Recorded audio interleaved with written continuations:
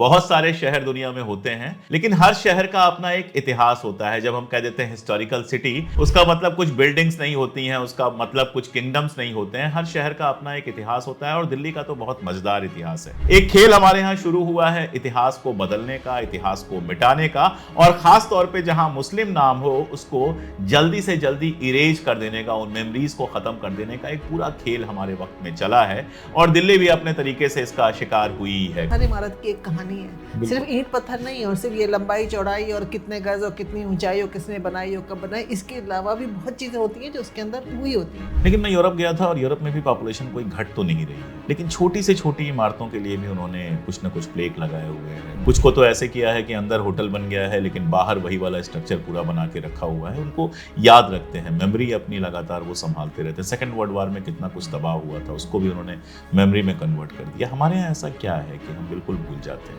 जैसे सिर्फ दिल्ली की बात नहीं है, मैंने काफ़ी इलाके घूमे हैं, बौद्ध वाले इलाके घूमे हैं। कितने सारे बौद्ध इलाके हैं जिनको बिल्कुल भुला दिया गया है, कहीं कुछ बन गया है, बर्बाद कर दिया गया है। गंगा जमुनी का मतलब ये नहीं है कि एक कल्चर है जो है वो दूसरे को सब्स्टिट्यूट कर ले। बिल्कुल, देखिए इसका मतलब ये दो अलग अलग कल्चर्स हैं, दो क्या बहुत सारे। हिंदुस्तान में तो 3,500 से ज्यादा कम्युनिटीज हैं और 50 कोस में तो 50 कोस में तो बोली बदल जाती है, खाना बदल जाता है, डायलेक्ट्स बदल जाती हैं। ये है कि आप एक स्पॉन्टेनियस गिव एंड टेक है, both are allowed to keep their own identities and yet there is a lot of interaction. ये है गंगा जमुनी तहजीब। और हिस्ट्री कभी भी ऐसी वन लाइन में नहीं चलती है ना। हिस्ट्री में कैसे अप्स एंड डाउन्स आते हैं। कश्मीर में एक बादशाह आता है जिसको बुत शिकन कहा जाता है, फिर उसका बेटा पैदा होता है जो पहली बार वहाँ पे जो है हिंदू मुस्लिम एकता वाला काम शुरू करता है। तो हिस्ट्री बड़ी मजेदार है, जिसमें आजकल क्या हो रहा है मुझे लगता है कि केवल बैड कैरेक्टर्स को चुन लिया जा रहा है और जो दूसरे तरह के कैरेक्टर्स हैं उनको गायब कर दिया जा रहा है। और जो कैरेक्टर्स बुरे हैं भी नहीं, उन्हें भी बुरा बनाया जा रहा है। मतलब जो ज्यादा पॉपुलर कैरेक्टर्स हैं उनको बुरा बनाने की कोशिश है, मतलब वेपनाइज कर रहे हैं ना हिस्ट्री को।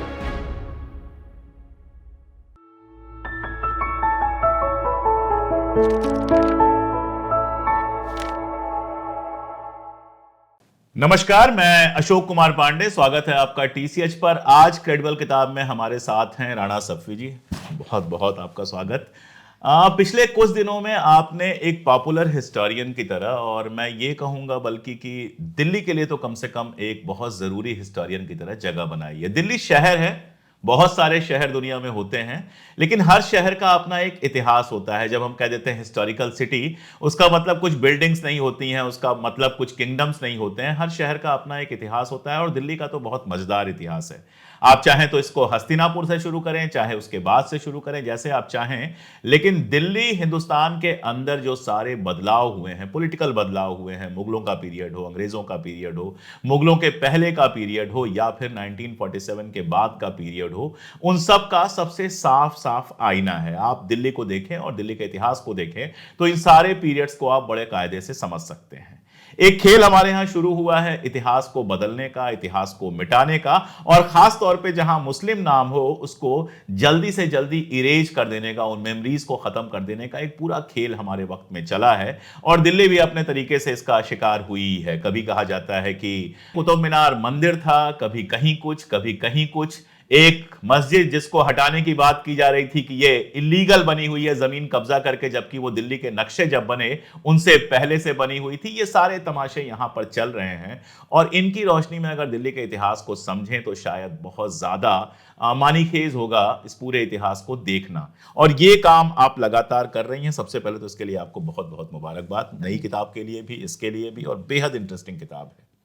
कैसे सूझी, ये बहुत बेकार सवाल होता है, इसलिए ये सवाल मैं नहीं पूछूंगा, क्योंकि मैं एक राइटर होने के चलते जानता हूं कि ऐसा कोई एक वजह नहीं होती है। शहर से मोहब्बत होती है, अपना अपना तरीका होता है। इसका जो नाम है the forgotten city of Delhi, what is forgotten? Delhi तो बहुत जिंदा शहर है। मैंने किताब जब लिखने का सोचा था तो इसलिए सोचा था क्योंकि जितनी हमारे पास दिल्ली की मॉन्यूमेंट्स के बारे में किताबें हैं वो प्री कॉलोनियल है, मतलब कॉलोनियल है, प्री इंडिपेंडेंस है।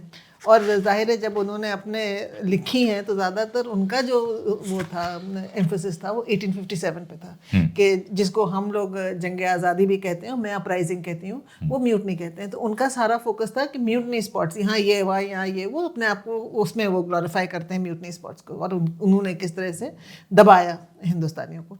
तो मेरे दिमाग में एक ये बात थी कि जब मैं लिखूं तो मैं इस अपने पॉइंट ऑफ व्यू से लिखूं, अपने मतलब एक आम हिंदुस्तानी के नज़रिए से लिखूं। और एक ये चीज़ है जो बचपन से मुझे बहुत शौक रहा है इमारतों पे जाने का, कि मुझे लगता था हर इमारत की एक कहानी है, सिर्फ ईंट पत्थर नहीं और सिर्फ ये लंबाई चौड़ाई और कितने गज और कितनी ऊंचाई और किसने बनाई और कब बनाई, इसके अलावा भी बहुत चीज़ें होती हैं जो उसके अंदर हुई होती हैं।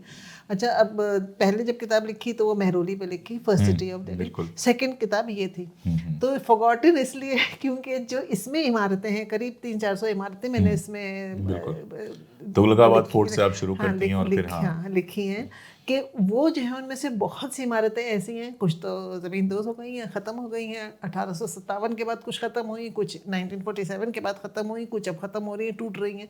तो और जो बची भी हैं उनमें से हम जानते हैं, हुमायूंस टूम्ब को जानते हैं, सफदरजंग को जानते हैं, लेकिन बीच में बहुत सी और जगहें हैं जिनको हम भूल चुके हैं। और जो दिल्ली के जो शहर दर शहर या सिटीजल्स कहिए या सिटी कहिए, उसमें जैसे मुबारकपुर, कोटला है, ये सब जो है ना, इनकी इमारतें लोग भूल चुके हैं, ये चारों तरफ से घिर चुकी हैं इस वक्त रेजिडेंशियल एरिया से। तो इसलिए फॉरगॉटन सिटीज़ कि इसमें जो काफ़ी जगहें हैं जिनको अब हम भूल गए हैं कि ये भी एक इमारत थी और अपने ज़माने की बहुत आलिशान इमारत थी। ये भूलने के पीछे क्या है, मैं आऊँगा सीधे किताब पे। इस भूलने के पीछे आपको क्या लगता है? एक तो वजह ये हो सकती है कि भाई पॉपुलेशन इतनी बढ़ रही है, घर बन रहे हैं जैसा आपने बताया, लेकिन मैं यूरोप गया था और यूरोप में भी पॉपुलेशन कोई घट तो नहीं रही है, लेकिन छोटी से छोटी इमारतों के लिए भी उन्होंने कुछ ना कुछ प्लेक लगाए हुए हैं। कुछ को तो ऐसे किया है कि अंदर होटल बन गया है लेकिन बाहर वही वाला स्ट्रक्चर पूरा बना के रखा हुआ है। उनको याद रखते हैं, मेमोरी अपनी लगातार वो संभालते रहते हैं। सेकेंड वर्ल्ड वार में कितना कुछ तबाह हुआ था, उसको भी उन्होंने मेमोरी में कन्वर्ट कर दिया। हमारे यहाँ ऐसा क्या है कि हम बिल्कुल भूल जाते हैं? जैसे सिर्फ दिल्ली की बात नहीं है, मैंने काफ़ी इलाके घूमे हैं, बौद्ध वाले इलाके घूमे हैं, कितने सारे बौद्ध इलाके हैं जिनको बिल्कुल भुला दिया गया है, कहीं कुछ बन गया है, बर्बाद कर दिया गया है। देखिए, दिल्ली में तो बहुत सिस्टमैटिक हुआ है, क्योंकि 1857 के बाद जब तख्ता पलटा है और अंग्रेज़ हुकूमत आई है, उसके बाद से काफ़ी बिल्डिंग्स, काफ़ी इमारतें तो तोड़ी गई, काफ़ी इमारतें जो थी उनका कैरेक्टर चेंज किया गया। ये एक फिनोमेना जो है, जो मैं कहती हूँ ये ज़्यादा दिल्ली में, आप राजस्थान में देखिए ना, राजस्थान में सब अपने ज़्यादातर रजवाड़े जो हैं उनके सबके किलों में होटल बनाए हुए हैं, म्यूजियम बनाए हैं, प्राइवेट म्यूजियम में चल रहे। लाल किले में तो ईंट से ईंट अंग्रेजों ने बजा दी, 80% ख़त्म कर दिया उन्होंने, उसके अंदर का जो बचा है वो भी बहुत ही मुश्किल से बचा है। तो इसलिए वो भी शायद इसलिए कि साल में एक बार झंडा फहराया जाता है, वरना इसका भी यही हाल होता। नहीं, अंग्रेज़ों के ज़माने की मैं बात कर रही हूँ, मतलब मैं 1857 के बाद की बात कर रही हूँ। अभी तो खैर अब आते हैं, उस पर भी आते हैं। तो इस वजह से यहाँ पे दिल्ली में जो है बहुत मुश्किल से चीज़ें बची। फिर जब 1947 आया, यहाँ का काफ़ी एक बड़ा पॉपुलेशन पाकिस्तान की तरफ गया, पाकिस्तान से एक बहुत बड़े पॉपुलेशन यहाँ आया।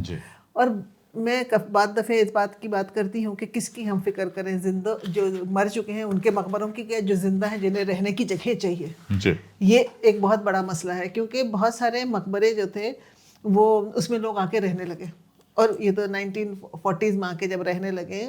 कुछ तो अभी थोड़े दिन पहले वो एशियाड गेम्स हुए, तो एक वो जो वसंत विहार में एक बड़ा लाव का गुंबद कहलाता है, उसमें जो फैमिली रह रही थी वो तो एशियन गेम्स के वक्त हटाई गई है। तो लोग रहने लगे उसके अंदर, और हल्के हल्के हिस्ट्री जो है वो भी मिटती गई। लोगों ने चाहे ज़्यादातर बहुत सी चीज़ें जो है, ज़्यादा तो नहीं कहूँगी, लेकिन बहुत सी हिस्ट्री दिल्ली की जो है, तारीख जो है वो उर्दू में लिखी गई है।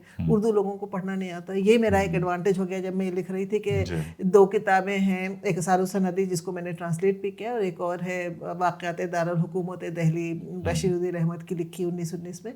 तो मैंने जब लिखना शुरू किया तो मैं ये किताबें देखती थी, और ये देखती थी कि इनमें से क्या बचा है अब, और फिर उसको जाके देखती थी, और उसके बारे में फिर किस तरह से बदला है, किस तरह से जो स्टेक होल्डर्स हैं जो अब रह रहे हैं पास में, उनका क्या रिलेशनशिप है, पहले क्या वाक़यात यहाँ पे गुजर चुके। तो इस तरह से मैंने लिखा, और कुछ सोचा समझा नहीं था, बस जिस तरह से दिल किया बस लिखती गई। तुगलकाबाद से आपने शुरुआत की है, और दिल्ली के बारे में अक्सर कहा जाता है 5 शहरों की बात की जाती है दिल्ली के। थोड़ा सा उन 5 शहरों के इतिहास पे बात कर लें, क्योंकि लोग बिल्कुल नहीं जानते हैं। जब मुझे भी पहली बार पता चला था, आई वाज शॉक्ड कि ऐसे ऐसे हुआ था, क्योंकि हम तो मोटा मोटा जानते हैं। तो 5 शहर तो इस किताब में है, वैसे 2 शहर और है। दिल पहले मेहरौली है, जो आपने इसमें लिया है सीरी है, जहां पनाह है, तुगलकाबाद है, फिरोजाबाद है, दीन पनाह है, शेरगढ़ है और हजरत निजामुद्दीन बस्ती, ये 5 का लिया है। मेहरौली हो गई पहला शहर। पहला शहर मेहरौली, उसके बाद फिर सीरी अलाउद्दीन खिलजी ने बसाई थी, जी। फिर तुगलकाबाद, जहां पना और दीन पना, तो ये 5 जो हैं वो बीच के हैं। और उसके बाद उससे पहले जो मेहरौली और लालकोट तो एक ही है, और उसके बाद 7वां जो है वो शाहजहानाबाद है। तो ये बीच के उन 5 शहरों की कहानी है, जिसके बारे में लोग जब मतलब जैसे आपने कहा ना कि ज़्यादातर लोग भूल जाते हैं इसके बारे में। और मैंने इसमें और भी शहर जोड़े, जैसे मुबारकपुर कोटला है, वहाँ वो भी एक सिटाडेल था अपने ज़माने की, और 1-2 और हैं जो मैंने इसमें, जैसे किलोखड़ी है, बलबन के जब पोता था, बलबन के पोते ने गयासुद्दीन बलबन के पोते ने छोड़ दिया था वो केकोबाद ने, मेहरौली छोड़ के वो किलोगढ़ी आ गए थे। तो किलोगढ़ी भी थोड़े दिन तक वो कैपिटल था। तो इस तरह से छोटे छोटे सिटाडेल्स, कैपिटल्स बनते रहे। तो इन सब को मैंने ट्रेस करने की मतलब कोशिश की कि इन सब के बारे में लिखूं, लोगों को पता चले कि जो रह रहे हैं वो है क्या। शाहजहानाबाद क्यों बसाया मुगलों ने? अच्छा खासा आगरा में रह रहे थे, क्या लगता है आपको अचानक क्या हुआ उनको कि दिल्ली शिफ्ट होना था? देखिए, शाहजहां जो थे ना वो लार्जर देन लाइफ थे। उनके एम्बिशन, उनकी विजन भी जो थी वो बहुत ही बड़ी थी, बहुत विशाल थी, वसी थी। तो जब शाहजहां के वक्त तक तो काफ़ी मुग़ल सल्तनत जो थी काफ़ी बढ़ चुकी थी। और आगरा में जिस तरह के प्रोसेशंस शाहजहां निकालना चाहते थे, आगरा की गलियां तंग थी, तो उनके लिए जगह छोटी पड़ रही थी। तो वहाँ से शाहजहानाबाद आने का जो फैसला वो 2 शहरों का था। मतलब उन्होंने ये तो तय कर लिया कि मुझे अपनी कैपिटल बदलनी है, राजधानी दारुल हुकूमत कहीं और लेके जानी है, तो दिल्ली और लाहौर के बीच में चॉइस थी। तो दिल्ली को उनके हकीमों ने, एस्ट्रोलॉजर्स ने, नजूमियों ने, सब हर तरह के लोग आके देख के गए थे ज़मीन दोनों जगह। और फिर दिल्ली की ये पर्टिकुलर जगह जहाँ पे ये लाल किला और शाहजहानाबाद बना है, तो फिर उसका इंतखाब किया गया। तो उसकी वजह ये थी, एक तो यहाँ का जो मौसम है वो लाहौर से बेहतर है, फिर ये नदी के ऊपर है तो इसलिए ट्रांसपोर्ट आसान है, और ये लोग ज़्यादातर नदियों के काफ़ी रिवर ट्रांसपोर्ट इस्तेमाल करा करते थे। तो ये सब वजह से शाहजहानाबाद आए। क्योंकि और हम इस वक्त क्योंकि ईंट से ईंट बच चुकी है लाल किले की। अभी अगर शाहजहानाबाद को समझना हो तो कौन सा इलाका? केवल पुरानी दिल्ली या पुरानी दिल्ली और लाल किला दोनों पुरानी दिल्ली का दिल तो लाल किला ही है। जब तक दोनों को मिला दे तो मिला के शाहजहानाबाद बनता है। और शाहजहां जो लाल किले का जो एरिया है वो आगरा फोर्ट से कहीं ज़्यादा है, लेकिन आगरा फोर्ट क्योंकि पूरा मौजूद है जैसे बना था, इसलिए हमको बहुत बड़ा लगता है। मैं पहली बार जब आई थी तो मैं कॉलेज में, मतलब यूनिवर्सिटी में एमए कर रही थी हिस्ट्री में अलीगढ़ में, हम लोग आए थे स्टडी टूर पे, और मैंने जब लाल किला देखा तो मैंने सोचा, अच्छा हम आगरा में, माय फादर पोस्टेड थे तो मैं आगरा तो बहुत घूम चुकी थी, तो मैं लाल किला आके मैं सोचा, मैंने कहा शाहजहां ने क्या बनाया है, मतलब इतनी इसकी तारीफ है। लगा था 30 साल पहले जब मैंने पहली बार देखा था, ये है क्या, कुछ भी नहीं है। आगरा के बाद तो ये बहुत फीका लगता है, लेकिन जब फिर पढ़ना शुरू किया, पढ़ते खुनी तो समझ में आया कि क्या था और क्या रह गया है। सारा कुछ तोड़ फोड़ दिया गया है। और पुरानी दिल्ली का जो हाल हुआ है, जिस तरह से पुरानी दिल्ली मतलब ये देख के पहचानना मुश्किल काम है कि ये कभी राजधानी रही थी। राजधानी थी, क्योंकि पुरानी दिल्ली एक तो सबसे पहले जो जिस तरह से बनी थी, उस वक्त की सड़कें जो थी घोड़ों के लिए बनी थी। अब उन्हीं सड़कों पे अगर आप गाड़ियां भी लेके आ जाएंगे और इतने लोग भी बढ़ जाएंगे, पहले हवेलियां थी, बड़ी बड़ी हवेलियां थी, उसमें कम लोग रहते थे। अब पॉपुलेशन इतना बढ़ गया, और हवेलियों के अंदर जो है वो पार्टीशन के बाद से काफ़ी डिविजन्स हो गए, तो एक हवेली के अंदर करीब 10-15 फैमिलीज रहती हैं। ये मैंने हवेली जब किताब लिख रही थी तो मैंने रिसर्च किया, मैं एक हवेली के अंदर बल्कि गई भी थी, तो वो कस्टोडियन प्रॉपर्टी है और उसके अंदर कम से कम 20 लोग रह रहे हैं। 20 लोगों के छोटे छोटे छोटे घर हैं। वो लोग ये दफ्ती के ये फोल्डर्स और ये सब कागज़ वागज़ का काम करते हैं उसके अंदर। इसी तरह की बहुत सारी हवेलियाँ हो गई हैं। तो अब एक मतलब जगहें तो जो आपका इंफ्रास्ट्रक्चर था वो तो एक हवेली के लिए बना होगा, उसमें मतलब ज़्यादा 10 लोग रहते होंगे। अब 10-20 फैमिलीज रह रही हैं, तो उसका इंफ्रास्ट्रक्चर भी तो उसी हिसाब से मतलब मेंटेनेंस वगैरह हो नहीं पाएगा, मेंटेनेंस नहीं हो रहा है। तो इस तरह की बहुत परेशानियां हैं। लोग ज़्यादातर अगर आप देखिए जो वहाँ के कमर्शियल एरियाज जो अब हैं वो सब रेजिडेंशियल थे, सेठों की हवेलियाँ थी वहाँ पे। वो लोग सब उसको वेयर हाउस बना के, कमर्शियल प्रॉपर्टी बना के खुद तो बड़े बड़े घरों में बाहर चले गए। मेरे एक दोस्त हैं अशोक माथुर, जो वहाँ अभी रहते हैं, अपनी पुरानी हवेली, उनकी पांचवी पुश्त है वो। अब वो भी परेशान रहते हैं, कहते हैं जैसे हम लोग अगर उबर बुक करें तो उबर नहीं आती है, तो आपको बाहर जाके, तो इस वजह से बहुत लोग परेशान होकर छोड़ रहे हैं उन इलाकों को। और बहुत सी और वजूहत हैं, लेकिन जैसे कि इंफ्रास्ट्रक्चर है, गंदगी है। अब देखिए कई सारे मुल्कों में इस तरह के जो पुराने शहर हैं उनको अलग तरीके से प्रिजर्व करने के लिए अलग तरीके से उनका डेवलपमेंट किया गया है। कहीं बैन कर दिया गया है गाड़ियों का आना, कहीं कुछ। हमारे यहाँ ऐसी कभी कोई कोशिश नहीं हुई। जैसे अभी देखा मैंने, एक सड़क तो इन लोगों ने बनवाई, वो चांदनी चौक वाली एक सड़क बनवाई, हालांकि फिर वो वैसी ही हो गई है, वैसे ही गाड़ियाँ रिक्शे सारे कुछ भाग रहे हैं, बाकी तो कुछ लगता ही नहीं है हुआ है। और बल्कि जिसे ड्रेनेज की एक परेशानी है वहाँ पे, इलेक्ट्रिसिटी वायर्स हर वक्त हर जगह लटके हुए, पुरानी चीज़ें जो है, पुराने रुइंस भी हैं और गंदगी भी है। और उसी में मतलब जैसे मैं जाती हूँ तो मैं ये मतलब ज़्यादा मुझे लगता है कि पैदल चलूँ, क्योंकि रिक्शे में तो सिर्फ झटके लगते हैं तो आदमी उसी में ख़त्म हो जाता है, तो इसलिए पैदल चलना ज़्यादा आसान होता है वहाँ की गलियों में। तो जो लोग रह रहे, हम तो कभी कभार जाते हैं, लेकिन जो लोग रह रहे हैं उनके लिए तो फिर बहुत बड़ा एक मसला है ना, इसलिए ज़्यादातर लोग जो निकल सकते हैं वहाँ से। मैं हिस्ट्री पे आऊँगा, लेकिन ये एक सवाल थोड़ा अजीब सा है कि क्या इसलिए कि वहाँ जिस तरह के लोग रहते हैं उसमें गवर्नमेंट्स का कोई खास इंटरेस्ट नहीं रहा है? वोट तो फिर भी है ना। हाँ, वोट तो है, लेकिन वो शायद इन मुद्दों पे नहीं मिलता हो। अच्छा, मैं चाह ये रहा था, जब इस किताब पे बातचीत मैंने तय की तो चाह ये रहा था कि अलग अलग सवालों तो लेंगे ही लेंगे, एक अगर आप थोड़ा वक्त दे के हमारे दर्शकों को दिल्ली की जो हिस्ट्री है वहाँ से यहाँ तक आने की वक्त लेके थोड़ा सा समझाती तो शायद वो काम का आता। पता नहीं किताब कितने लोग पढ़ेंगे, मैं तो बार बार अपील करता हूँ, किताब का लिंक डिस्क्रिप्शन में होगा, खरीदिए, पढ़िए। सुना हुआ ज्ञान कुछ किलोमीटर चलता है, पढ़ा हुआ ज्ञान जिंदगी भर चलता है, लेकिन फिर भी कितने लोग पढ़ेंगे मुझे नहीं पता। देखिए, दिल्ली की जो डॉक्यूमेंटेड हिस्ट्री है वो 8वीं शताब्दी से है। अनंगपाल तोमर ने इस शहर को बसाया। इसका नाम भी बड़ा इंटरेस्टिंग है। हमको जैन 1132 AD की जैन मैन्युस्क्रिप्ट्स में नाम मिलता है ढिल्ली और ढिल्लिका। तो ये नाम ढिल्ली का जो था ढ, अब जब ये टर्क्स आए हैं तो अरबी में ढ नहीं होता है, तो द हो गया, वो ढिल्ली से दहली हो गया। हाँ। दहली से फिर वो आम भाषा में और मतलब प्यार से दिल्ली हो गया, जो अभी तक हम लोग दिल्ली ही कहते हैं। अंग्रेज जब आए हैं तो अंग्रेजी में जो उनकी फोनोलॉजी है उसमें there is no H before L, तो वो दिल्ली हो गया, दिल्ली से दिल्ली हो गया। तो ये तो इसके नाम की हुई। अच्छा, इस बहुत एक इंटरेस्टिंग कहानी है। अच्छा, सबसे पहले मैं आपके दर्शकों से कह दूं कि पृथ्वीराज चौहान एज पर लेटेस्ट रिसर्च सिंथिया टैल्बट की और कैथरीन एशर की किताब है कि पृथ्वीराज चौहान दिल्ली नहीं आए थे। okay. जहाँ तक उनकी रिसर्च है कि वो कभी नहीं आए दिल्ली।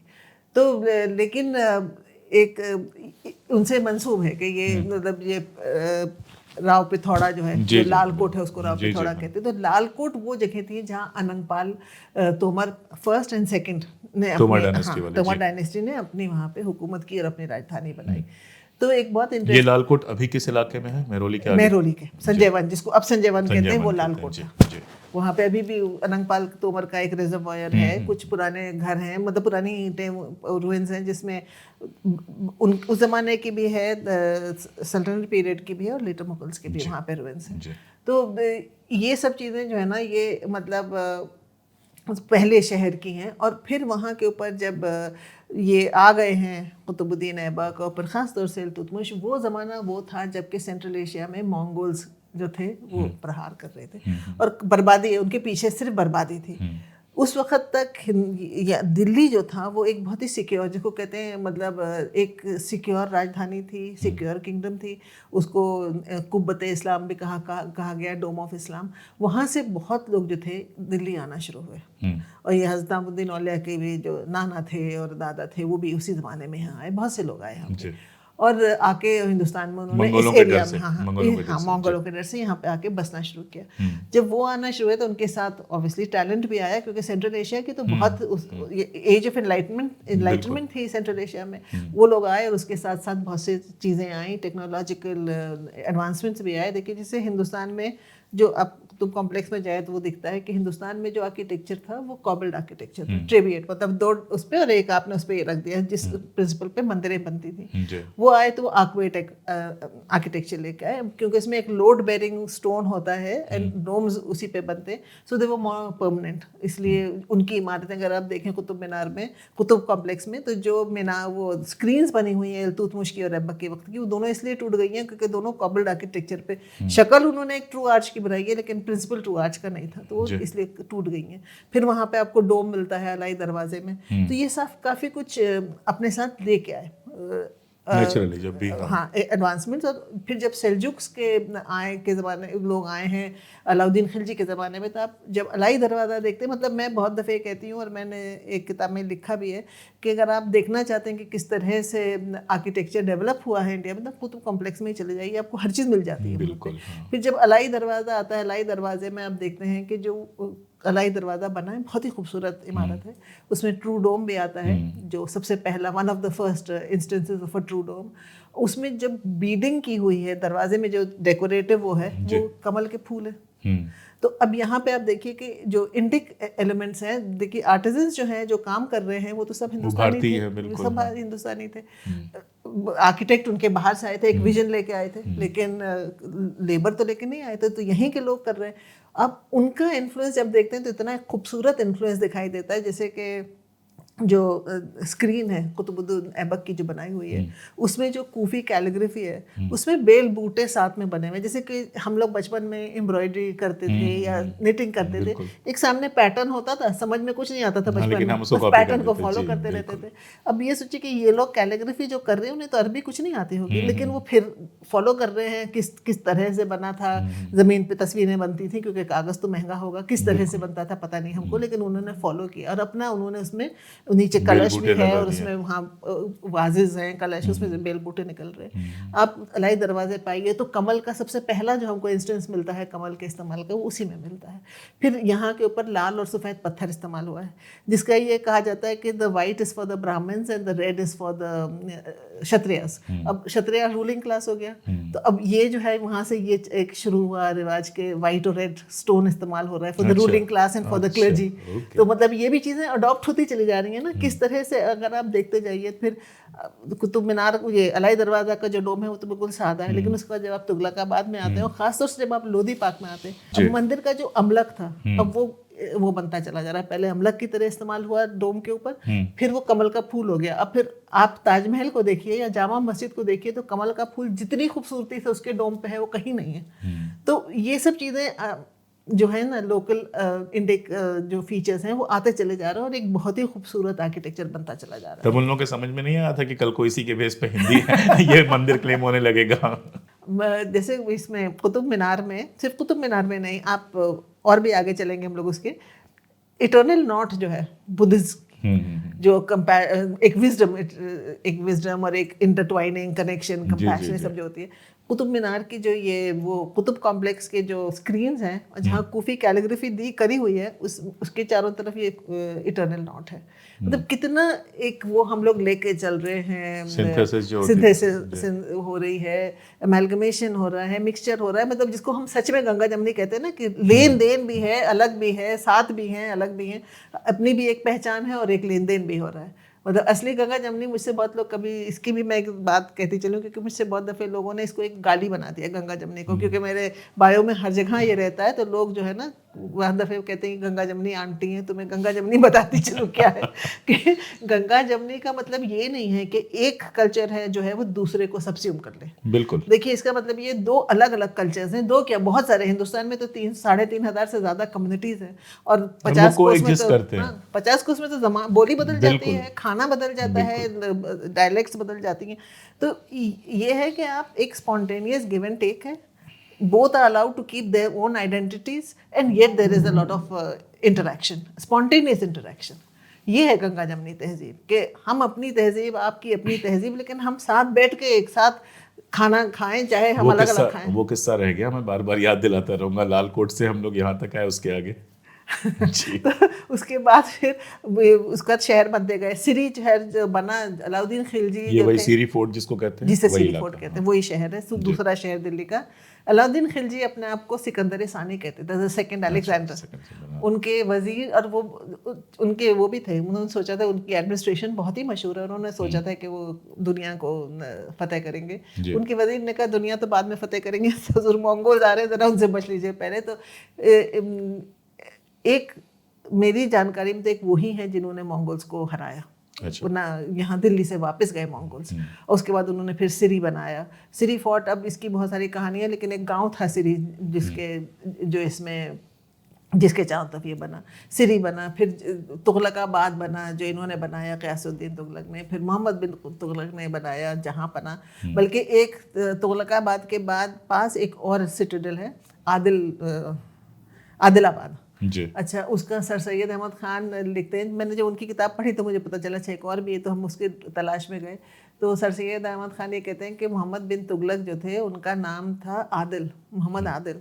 लेकिन ये लिखते हैं कि वो इतने ज़्यादा, मतलब बिल्कुल ही आदिल नहीं थे, बहुत ज़्यादा अनजस थे। इसकी वजह से लोगों ने आदिल नाम उनके नाम से आगे से हटा दिया। अच्छा, आदिल कहना ही बंद कर दिया। हाँ, इसलिए लोगों को बहुत दिन तक पता ही नहीं चला ये आदिलाबाद बनाया किसने। अच्छा। और एक और बहुत इंटरेस्टिंग चीज़ है, शायद दर्शकों को इंटरेस्टिंग लगे, कि जब फिरोज शाह आए हैं तख्त पे मोहम्मद बिन तुगलक के बाद, तो उनको ही पता था कि उनके कज़न थे, उन्हें पता था कि इन्होंने बहुत ज़्यादा जुल्म किया है, बहुत जालिम है। तो उन्होंने ढूंढ ढूंढ के, चाहते बहुत थे, चचाजाद भाई थे, और मतलब कज़न थे, भूल रही हूँ वो चचाजाद थे कि फूफीदाद थे, जो भी थे। तो उनको लगा कि इनकी वजह से मैं बादशाह बनाऊँ, तो उन्होंने ढूंढ ढूंढ के जिन जिन के साथ उन्होंने जुल्म किया था, उनसे ढूंढ के माफ़ीनामा लेके आए। हाँ। और उनकी कब्र में दफनाया। अब पता नहीं काम किया कि नहीं किया, कि उन लोगों ने उन्हें माफ़ किया या नहीं किया। बहरहाल उन्होंने एक एक से माफ़ीनामा लेकर उनकी कब्र के पास एक बक्सा बना के उसमें सब वो रखे। तो मतलब जो जुल्म करता है उसकी जुल्म जो है ना, जालिम का जुल्म चलता है अब काफी। और हिस्ट्री कभी भी ऐसी वन लाइन में नहीं चलती है ना। हिस्ट्री में कैसे अप्स एंड डाउन्स आते हैं। कश्मीर में एक बादशाह आता है जिसको बुत शिकन कहा जाता है, फिर उसका बेटा पैदा होता है जो पहली बार वहाँ पे जो है हिंदू मुस्लिम एकता वाला काम शुरू करता है। तो हिस्ट्री बड़ी मज़ेदार है, जिसमें आजकल क्या हो रहा है, मुझे लगता है कि केवल बैड कैरेक्टर्स को चुन लिया जा रहा है, और जो दूसरे तरह के कैरेक्टर्स हैं उनको गायब कर दिया जा रहा है। और जो कैरेक्टर्स बुरे हैं भी नहीं, उन्हें भी बुरा बनाया जा रहा है। मतलब जो ज्यादा पॉपुलर कैरेक्टर थे उनको बुरा बनाने की कोशिश है, मतलब वेपनाइज कर रहे हैं ना हिस्ट्री को। जो इसीलिए हम लोग जो हैं, जो लिखते हैं, देखिए हमें कोई किसी से लड़ना भिड़ना नहीं, अपनी बात कहनी है कि जो है सच उसको जहाँ तक हमारी समझ में आता है, जो हिस्टोरिकल फैक्ट्स पे है, जो प्राइमरी सेकेंडरी सोर्सेज से है, आर्कियोलॉजिकल सोर्सेज से है, वो जो तक हम जहाँ तक। तो सीरी हो गया, सीरी के बाद तुगलकाबाद हो गया, फिर जहाँपना बनाया। मतलब आदिलाबाद तो एक मैंने उसको लिखा है वन ऑफ द सिटीडल्स, लेकिन आदिलाबाद लोग भूल चुके हैं ज़्यादातर। तो जो 7 सिटीज में फिर जहाँपना आता है, और जहाँपना जो है जहाँ पे इस वक्त साकेत है। अच्छा। जहाँपना के क्या कहते हैं, उसके बाद जहाँपना के बाद आया 3 हो गए ना ये, फिर चौथा जो 5वीं सिटी जो है वो फिरोजाबाद है, जो अब कहलाती है फिरोज शाह कोटला। ये फिरोज शाह ने बनवाई थी, और फिरोज शाह ने जब ये 1351 में बनाई है, और फिरोज शाह ने जब बनाई है इसको, तो it was one of the first plan cities, और ये एक प्रोटोटाइप बन गई जिसको मुगलों ने भी फिर इस्तेमाल किया। अच्छा, एक बात और, ये वर्ल्ड सिटीज थी, ये जो अभी तक की सिटीज हैं, ये वर्ल्ड सिटीज थी। ओके। और ये जब फिरोजाबाद बन रहा है, तो उस वक्त ये हुक्म था बादशाह का कि जो भी पुरानी दिल्ली से आ रहा है, पुरानी दिल्ली उस जमाने में मेहरोली और ये सिरी के, जो भी पुरानी दिल्ली से आ रहा है, वो एक गधे पर भर के पत्थर लेके आए। अच्छा। तो पुराने जितने सिरी के और सबके पत्थर थे ना, जहाँ बना कि वो पत्थरों से इस्तेमाल होकर फिर शाहजहानाबाद ये बना, फिरोजाबाद। जब शाहजहानाबाद बना है तो यहाँ के काफ़ी पत्थर वहाँ चले गए। तो ये भी रीयूज भी मटेरियल का चल रहा था। तो फिरोजाबाद बना, उसमें उन्होंने पहली दफ़े दीवान आम और दीवान ख़ास का एक कंसेप्ट जो था एक इंट्रोड्यूस किया उन्होंने। और ऐसे फिरोज शाह जो थे, अगर कहिए तो पहले एंटिक्वेरियन थे हिंदुस्तान के, नॉन एंटिक्वेरियन जो डॉक्यूमेंटेड हैं, बाकी तो अगर रहा होगा कोई तो डॉक्यूमेंटेशन नहीं है, कि उन्होंने बहुत सी चीज़ें मरम्मत भी की। जो ये सूरज कुंड है। सूरज कुंड बहुत बड़ा एक वो था, रिजर्वायर था, उसमें मंदिर थी। इन्होंने इसको रिनोवेट करवाया फिरोज शाह ने। सूरज कुंड रिनोवेट कराया। लाइटनिंग हो गई थी। कुतुब मीनार की ऊपर की जो चार मंजिलें थी, ऊपर की मंजिल जो थी वो टूट गई थी, तो इन्होंने उसको मरम्मत कराई, बनाया। लेकिन क्योंकि बादशाह थे इसलिए कुछ भी कर सकते थे, ASI गवर्नमेंट तो था नहीं, तो उन्होंने एक 5वीं मंजिल भी बना दी, कुछ अपना नया भी होना चाहिए। वो भी बना दी। और सबसे मजे की बात भी कुतुब मीनार की ये है कि मैं अंदर जा चुकी हूँ कि हर स्टेप पे अंदर में सब पूरा डॉक्यूमेंटेड है, किसने क्या बनाया। बाहर भी है, अंदर भी है। अंदर तो जाना नहीं देते हैं, इसलिए अंदर नहीं जाते थे, पहले 81 तक जाने देते थे, तो ये पहले हम जा चुके हैं, तो वो सब डॉक्यूमेंटेड है। और तो खैर सारी किताबों में भी मिल जाता है कि अंदर देवनागरी तक का 5वीं मंजिल में जो खिड़की है उस पर देवनागरी में इंस्क्रिप्शंस है। और लॉर्ड विश्वकर्मा का के नाम भी उसमें है। भगवान विश्वकर्मा का भी नाम है जो लिख रहे हैं वो उन्होंने मतलब इन्वोक किया है उनको, जो बना रहे, मैं नाम भूल रही हूँ, नन्हा लोला ऐसे करके नाम है, जो उसको बनाने वाले होंगे। जो वो थे नॉन मुस्लिम्स थे, तो वो विश्वकर्मा जी को इन्वोक कर रहे हैं, क्योंकि कोई भी इंजीनियर अगर कोई भी काम बनाएगा तो he is the Lord of the engineers, तो उनको तो करेंगे ही करेंगे। तो ये पूरी हिस्ट्री अंदर और बाहर भी जो बैंड्स हैं उसमें भी नीचे इनका मोहम्मद बिन साम जिनको मोहम्मद कोरी कहते हैं, उनके इंस्क्रिप्शंस हैं। फिर इल्तुतमिश का नाम है सेकंड लेवल पे, सब हर लेवल पे जिसने जो बनवाया सबके वो हैं। अंदर दरवाज़ा जैसे ही आप दाखिल हों उसके दरवाजे पे इल्तुतमिश के इंस्क्रिप्शंस हैं। तो इन्होंने कुतुब मीनार की मरम्मत कराई, सूरज कुंड की कराई, बहुत सी, और ये चिराग दहली उनके ज़माने में बना है। हज़रत निज़ामुद्दीन औलिया के यहाँ भी उनके उन्होंने काफ़ी बनवाया। तो ये जो थे इन्होंने बनाया, और 50 साल तक इन्होंने हुकूमत की। तो एक पीरियड ऑफ स्टेबिलिटी था। बाद में तैमूर आए हैं और फिर उस वक्त फिर दिल्ली की हालत काफ़ी ख़राब हुई, लूटा गया पीटा गया सारा कुछ। अच्छा, मैं जो पूछ रहा था आपसे कि बाकी सारे शहर जितने हैं वो सारे के सारे जो है वो वर्ल्ड सिटीज़ हैं। शाहजहानाबाद जब बनता है तो ये तो वर्ल्ड सिटी नहीं बनाया जाता है, बल्कि शाहजहानाबाद ही वर्ल्ड सिटी था। मतलब हाँ, फिरोजाबाद और सब में थी दीवारें, जहाँ पना की सबकी दीवारें रही होंगी, लालकोट की दीवारें अभी भी मौजूद हैं, लेकिन शाहजहानाबाद तो बना ही वर्ल्ड सिटी था। अच्छा, मेरी जानकारी बिल्कुल उलट है। मुझे जो बताया गया था कि शाहजहानाबाद वर्ल्ड सिटी नहीं था। अभी भी वर्ल्ड सिटी ही कहलाता है, और उसको शहर पनाह कहा गया था। शहर पनाह का मतलब क्या हुआ? जो शहर पनाह थे, शेल्टर थे। ये तो ठीक है, ये तो इतनी तो उर्दू मुझे भी आती है, लेकिन इसका मतलब क्या हुआ? इसको अलग से जो अंदर आ गया, क्योंकि ये सेफ और सिक्योर जगह थी, कि जो अंदर आ गया वो एक महफूज है, उसको पनाह मिल गई यहाँ पे। अब दूसरे दौर पर चलते हैं, क्योंकि शहरों का इतिहास एक बार आपसे सुनना था, मेरे ख्याल से लोगों के लिए बहुत जानकारी वाला होगा। 2 बार अपना दिल्ली बदलता है बुरी तरह से। उसके पहले के तो जो बदलाव हैं आपने अपने तरीके से बताए। एक बार 1857 में, क्योंकि 1857 भले पूरे मुल्क में हुआ हो, लेकिन सबसे बड़ा सेंटर यहीं था। और मुझे लगता है कि 1857 को दबाने के लिए यहाँ डोगराज भी आए, सिख को भी भेजा गया, गोरखाज आए, और मतलब एक तरह से बहुत बड़ा चेंज था कि मुग़ल सल्तनत हमेशा के लिए ख़त्म हो गई। ये अलग बात है कि काफ़ी वक्त से मुग़ल सल्तनत का वो असर नहीं रह गया था, लेकिन जो एक सिंबल था वो सिंबल भी हमेशा के लिए ख़त्म हो गया। बहादुर शाह जफ़र के लड़कों को मार दिया, उनको बाहर भेज दिया। और 1857 की खूबी ये थी कि जो यहाँ का एलीट क्लास था वो सीधे सीधे लड़ाई में शामिल था, उसका बड़ा हिस्सा सीधे सीधे लड़ाई में शामिल था। तो जाहिर है कि उसकी कीमत भी चुकानी पड़ती। तो इस शहर ने कैसे कीमत चुकाई 1857 की? 1857 की कीमत इस शहर ने तो खैर अपनी वजूद से ही चुकाई। ये क्योंकि बहादुर शाह जफ़र जो थे वो सरगना थे, जो रेबल्स आए थे, जो पहले कैवलरी वाले आए थे, उन्होंने इनसे दुहाई दी। और जो आए हैं उन्होंने 11 मई को जब दुहाई दी तो उन्होंने कहा था कि हम दीन और दुनिया से बिगड़ के आए। और बादशाह ने जब अंग्रेज़ों को बुलाया, क्योंकि शुरू में तो अंग्रेज़ों के साथ नेगोशिएट ही कर रहे थे, तो उन्होंने ये कहा कि जब मज़हब बीच में आ जाता है तो हमेशा वो तबाही होती है। लेकिन बहरहाल दूसरे दिन तक वो तैयार हो गए, और फिर उन्होंने 12 मई ऑनवर्ड्स बादशाह शहंशाह हिंदुस्तान है वे सब हुए। वो लड़ाई हार गए। 14 सितंबर तक अंग्रेज़ जो थे वो वॉल सिटी में अंदर आए। 14 सितंबर को कश्मीरी दरवाजे को उन्होंने तोड़ा और अंदर घुस सके शहर के अंदर। उससे पहले रिज के ऊपर से लड़ रहे थे। जब आए हैं तो उन्होंने मतलब बहुत ही कत्ल गारत किया। अच्छा, इसकी एक वजह ये थी कि जब ये फौज वहाँ से आई है, जो कैवलरी वाले जो सवार वहाँ से आए हैं मेरठ से, इन्होंने जब इनके कुछ अफसर जो थे वो और कुछ जो साथी थे वो कैद कर लिए थे अंग्रेज़ों ने मेरठ में। तो उन्होंने जेल में से उनको छुड़वाया। बड़ी वजह एक वही थी कि उनको छुड़वाया, और जब उन्हें छुड़वाया तो साथ में जितने चोर चक्के जितने लोग कातिल होंगे जो भी सबको छुड़वाया। वो जो थी ना, एक फौज के बाद वो एक मॉब सा बन गया। और फिर जब दिल्ली में आए तो दिल्ली में भी काफ़ी जेल्स को तोड़ा गया और सब आए।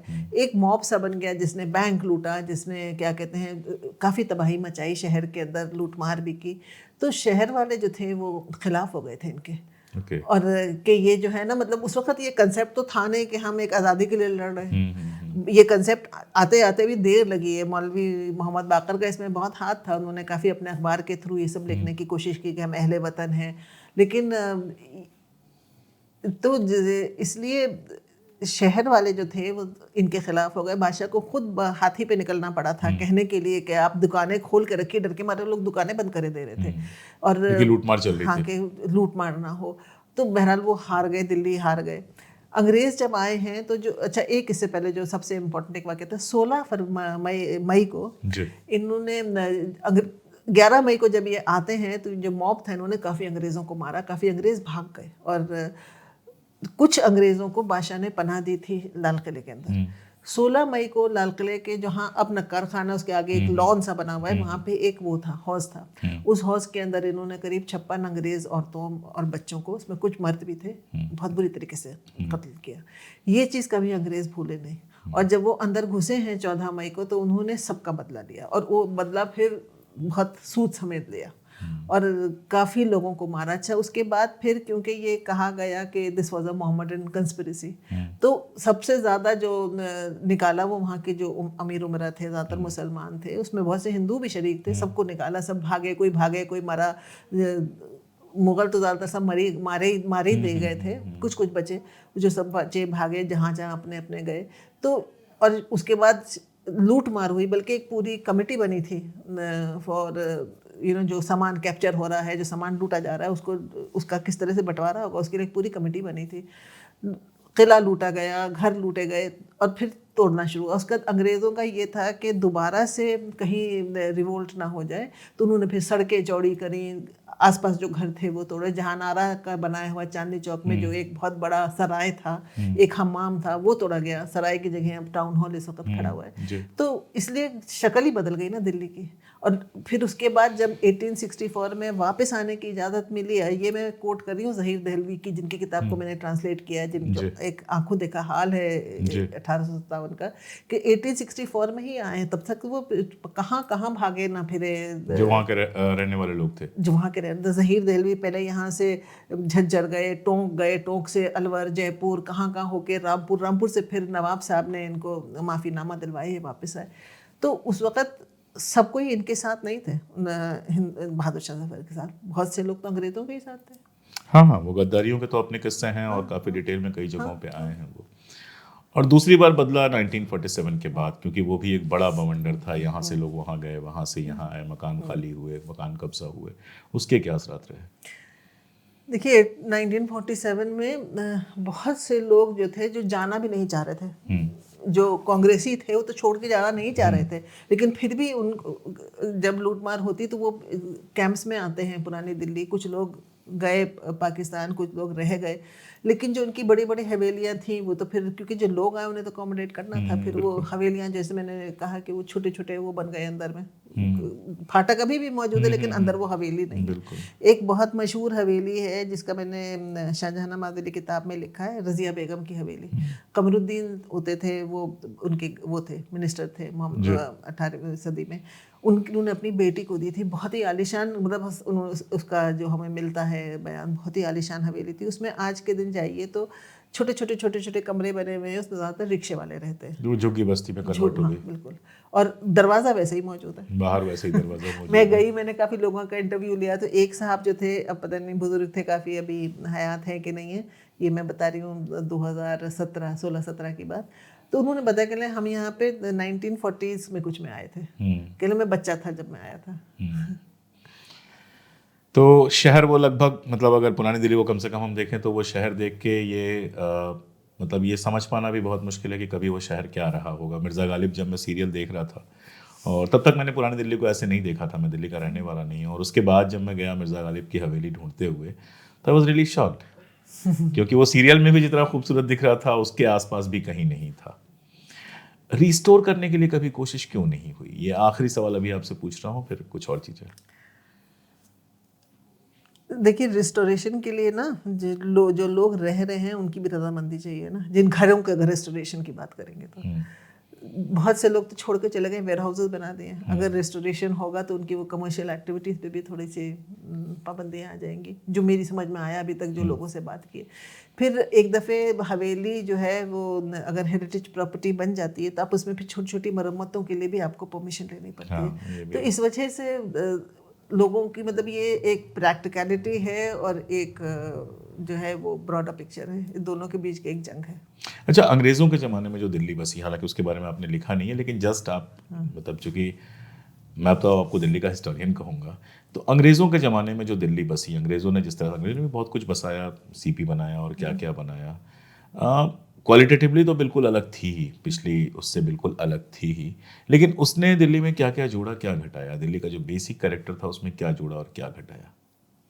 एक तो वो बिल्कुल दिल्ली से अलग होके, मतलब पूरा शाहजहानाबाद से बिल्कुल एक अलग अपनी पहचान बना रहे थे। बिल्कुल, हाँ, बिल्कुल अलग पहचान बना रहे थे हर तरह से। लेकिन जब वो जैसे दरबार हुए हैं तो उन्होंने मुगलों के सारे सिंबल्स अडॉप्ट किए। दरबार जो हुआ है उसमें जो उनका दरबार बना है वो तो बिल्कुल मुगलों के हिसाब के आर्किटेक्चर से बना। उसी तरह से नज़र दी जा रही है, जो नज़र पेश होती थी मुगल बादशाह को, वही मुगल इनको नज़र पेश की। सारे जो अपने वो थे रजवाड़े थे उन्होंने आके, तो सिंबल्स उन्होंने ज़रूर अडॉप्ट किए।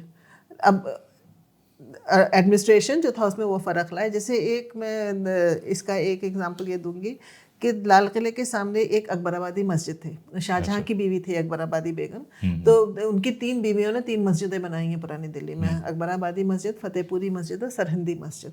तो ये दोनों अभी तक मौजूद हैं। अकबराबादी मस्जिद जो थी अंग्रेज़ों ने तोड़ दी थी, उसको पूरा डिमोलिश कर दिया था। इस वक्त वहाँ पे सुभाष पार्क है। अच्छा, हाँ, क्योंकि वो इसलिए तोड़ी गई थी क्योंकि उसमें रेबल्स, उनके हिसाब से रेबल्स आके इसमें रहे थे। तो काफ़ी मस्जिदों का कैरेक्टर, जैसे उन्होंने उसको बेकरी बना दिया था, जीनतुल मसाजिद को। लाल किले, ये जामा मस्जिद भी बहुत दिन तक सिपाहियों के पास था, तो बहुत ही अर्जियाँ चली हैं, तो फिर वो खाली की गई। तो अकबराबादी मस्जिद पूरी तोड़ दी थी। अकबराबादी मस्जिद पे जब 1911 का जब दरबार होता है तो वहाँ के ऊपर किंग एडवर्ड की स्टैचू लगाई जाती है और एडवर्ड पार्क बन जाता है। वो अंग्रेज बनवाते हैं। हिंदुस्तान आज़ाद होता है तो वो सुभाष पार्क बन जाता है। और किंग एडवर्ड की जो स्टैचू है वो कनाडा चली गई। अच्छा, तो वही है ना कि the old order changes and give way to new, के वही चीज़ें जो है ना वो आप देखिए रिपीट होती रहती हैं। तो शहर का अपना इतिहास होता है और वो शहर के लोगों से भी अलग नहीं होता है। और शहर जो बदलते हैं वो कई बार अच्छे के लिए बदलते हैं, कई बार बुरे के लिए बदलते हैं। एक सवाल मुझे हमेशा हिंदुस्तान में कम से कम घूमते हुए परेशान करता है, कई बार परेशान करता है, कि एक ऐसा देश जिसके कम से कम पिछले 400-500 सालों का इतिहास तो बिल्कुल है, मतलब उसको ढूंढना भी नहीं है, खंगालना भी नहीं है, किताबें हैं, फारसी में है, उर्दू में है, हिंदी में है, अंग्रेज़ी में है, आराम से अवेलेबल है, जिसको बड़े आराम से पढ़ के कोई भी समझ सकता है, जान सकता है। वहाँ इतने सारे जो नए नए तमाशे शुरू किए जाते हैं, कभी मस्जिद के नीचे मंदिर तलाश रहे हैं आप, कभी शहरों का नाम बदल रहे हैं। शहरों के नामों का भी अपना इतिहास होता है, ऐसे ही नाम नहीं पड़ जाते हैं। और वो जो बदला हुआ नाम है वो इतिहास में उस तरह से कभी दर्ज नहीं होगा, क्योंकि जब तलाश शुरू होगी तो उसके लिए कोई बेस आपको नहीं मिलेगा। इसलिए मुझे लगा कि इस किताब पर बातचीत करना ज़रूरी है। ये मैं आपसे वादा करता हूँ कि दोबारा बुलाऊंगा आपको, और कुछ और किताबें हैं, कुछ और बातें हैं जिन पर बहुत डिटेल में बात होगी। इस किताब में बहुत सारे मॉन्यूमेंट्स के बारे में डिटेलिंग है, एक एक पर बात करना मुमकिन नहीं था। उनकी तस्वीर आप देख सकते हैं, नोट कर सकते हैं उन मॉन्यूमेंट्स के बारे में, और जानने के लिए ये किताब खरीद के पढ़ सकते हैं।